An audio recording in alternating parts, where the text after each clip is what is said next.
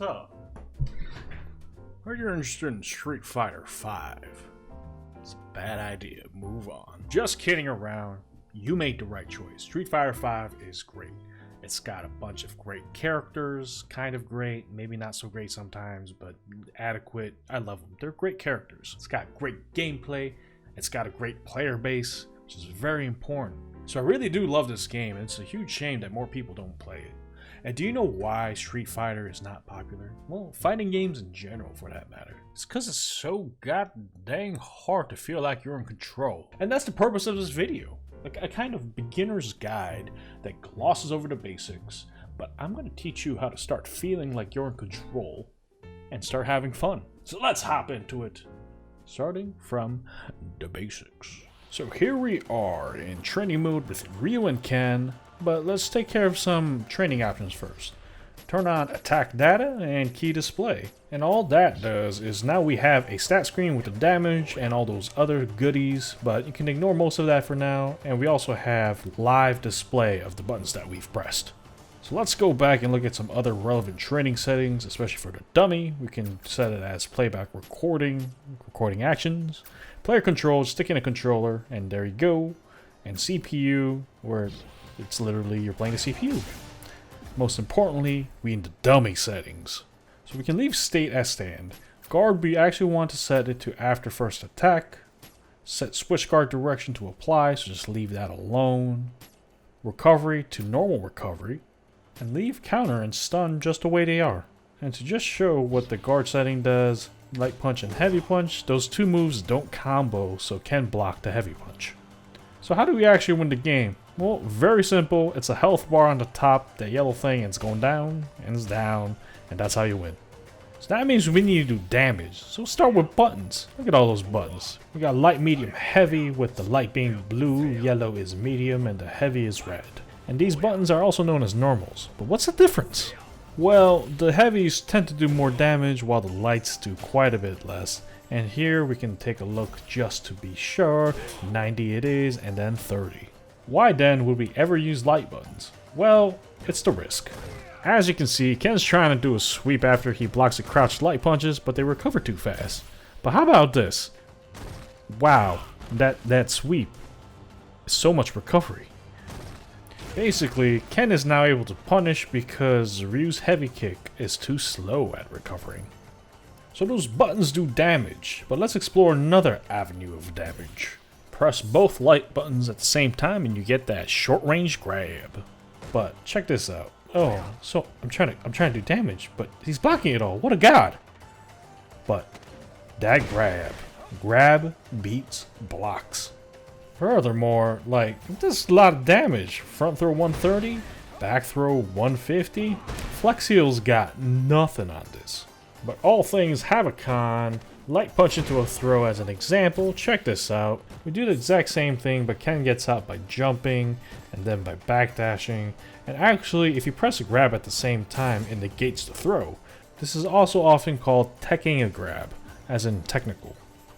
Now let's take a look at special moves for that juicy damage. They're just moves every character has that require special inputs to execute, like the Fireball for Ryu, the Tatsumaki Senpu Kyaku, Dragon Punch, or some know it as DP, and the Jodan something Geki. Most people call it the Donkey Kick. Not sure why. And we can make these moves extra spicy by pressing two buttons simultaneously instead of one, and that also uses that blue stuff on the bottom left and right.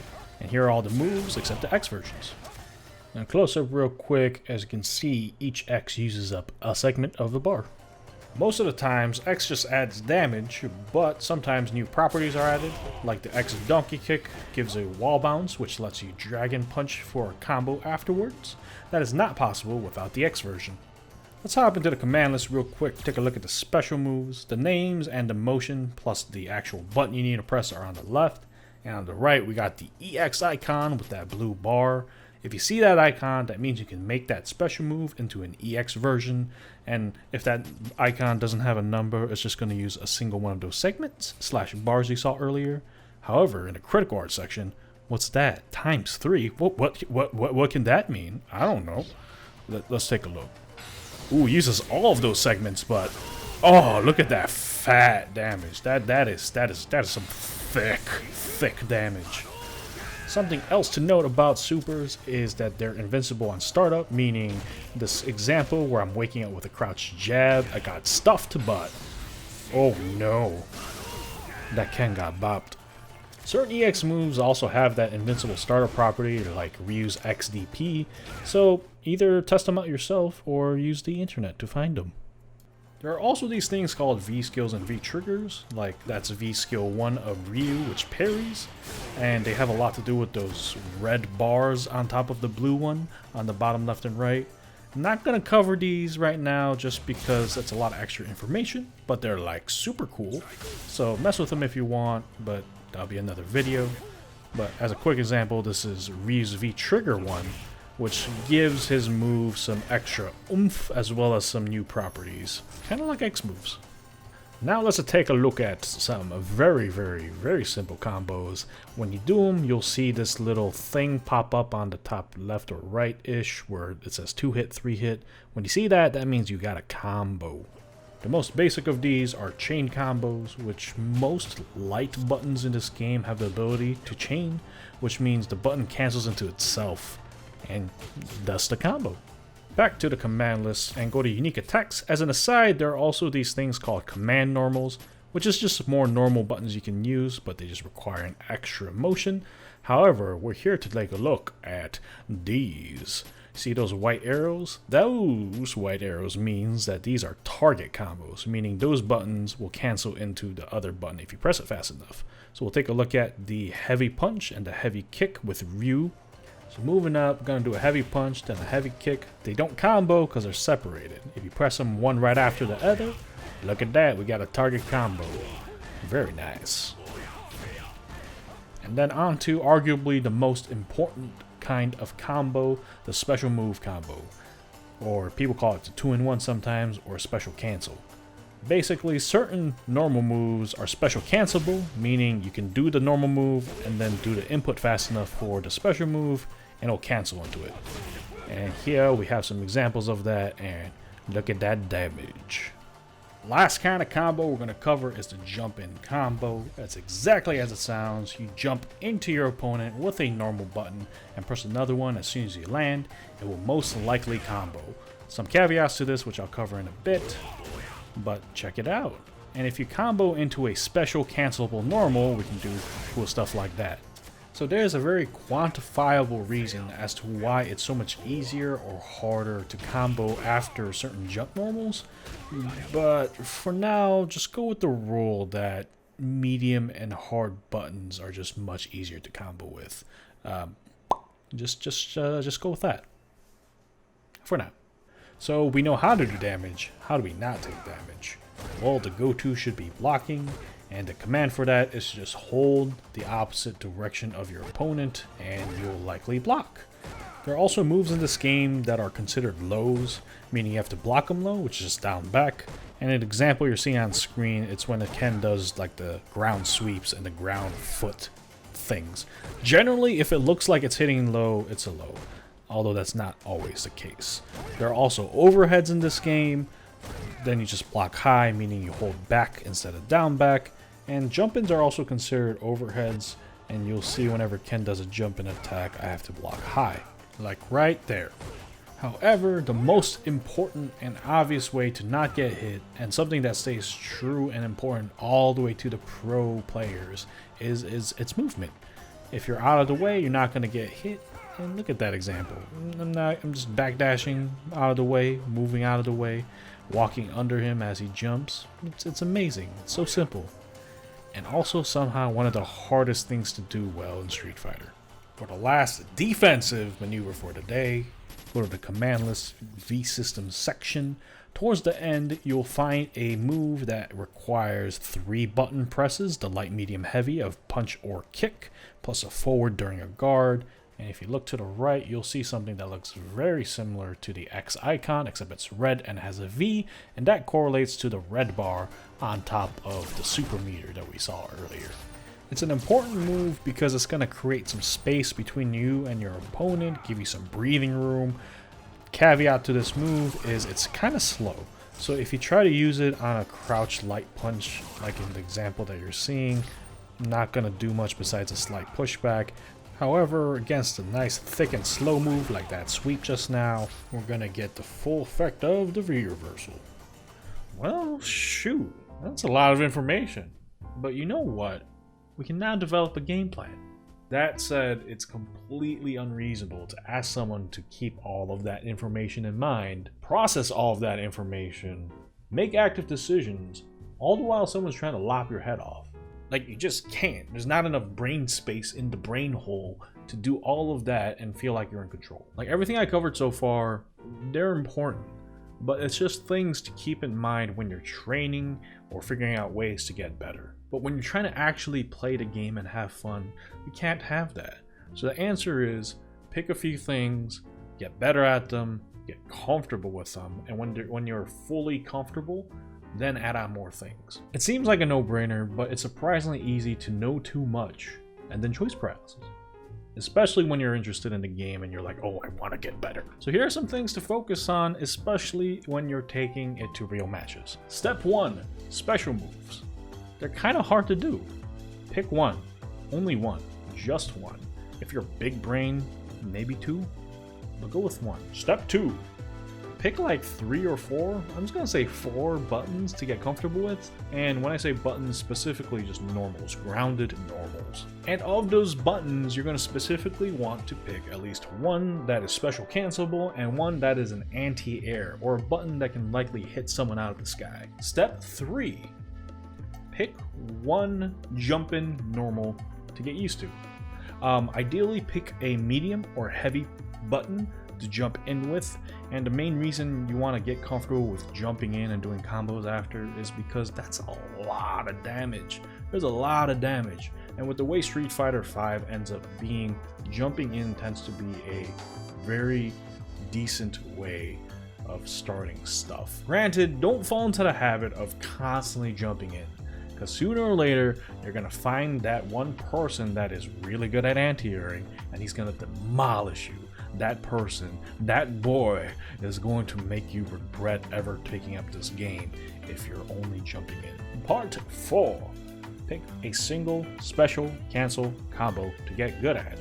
Literally pick a normal from part 2 that is special cancelable, get that special from part 1 and just shove it together, and there's your combo. Step 5.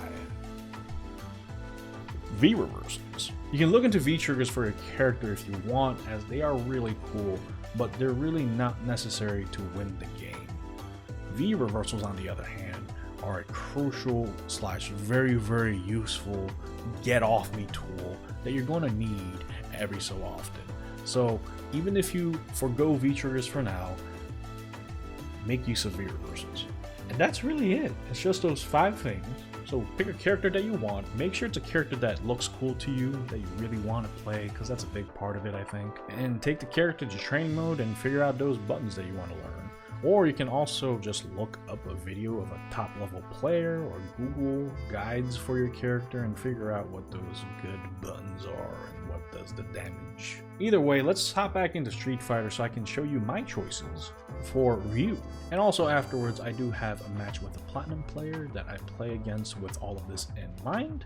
And while I think Platinum is kind of like the bare minimum in terms of like competitive prowess, like that's like maybe a third of your foot kind of in the door. In terms of the player base, I think it's still like the top 6% or something, so it's not nothing. And even though I'm pretty sure this player was just casually playing and learning Seth, I think it exemplifies how far you can get with just these simple steps / focus. For Ryu, I'm going to pick the trusty Fireball, the heavy Fireball to be very specific. The light one goes slower and the medium goes kind of in between the speed of those, but for the purposes of this, just the heavy, and also gonna allow myself to use the X for that damage and knockdown. For my normals, I'm gonna start with the crouch heavy kick because it's got good range, good damage, and it knocks down, meaning I can pressure afterward if I'm close enough. For my next normal, definitely going with the crouch medium kick because it has a pretty decent range, hits low, special cancelable, and pretty low risk. My next normal is the crouch light punch, mainly because it's very fast, meaning I can kind of stick it in between my opponent's pressure if there's a big enough window. And most light punches in this game, not all, but most are advantageous on block, meaning if an opponent blocks it, I can continue pressure if I'm close enough. I'm hoping to cover this in another video properly, but if you remember the data screen, there's a frame section and a number.